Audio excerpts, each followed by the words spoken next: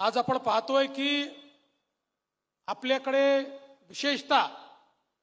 ज्या भागामध्ये मोठ्या प्रमाणात आमचा शेतकरी संकटात दिसतो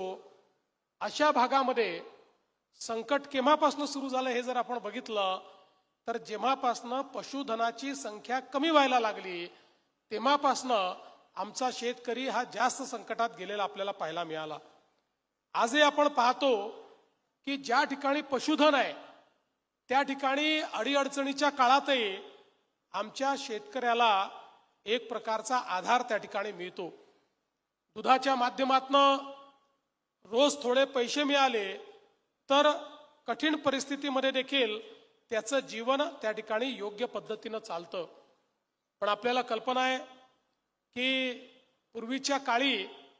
आपण आपल्याला आवश्यक ते अन्नधान्य घ्यायचो, त्यानंतर हळूहळू कॅश क्रॉपकडे गेलो आणि विशेषतः आपण कापूस आणि सोयाबीनवर गेल्यानंतर आणि हळूहळू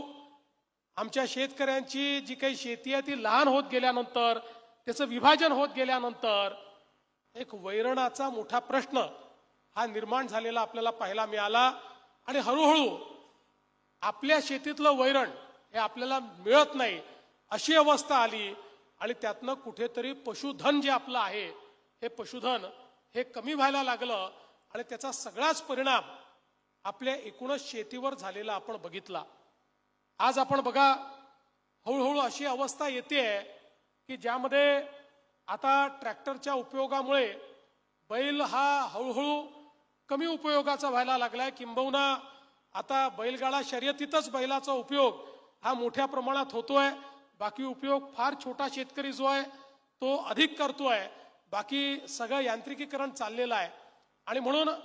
त्यातनं वेगवेगळ्या प्रकारच्या गोष्टी या ठिकाणी निर्माण होत आहेत।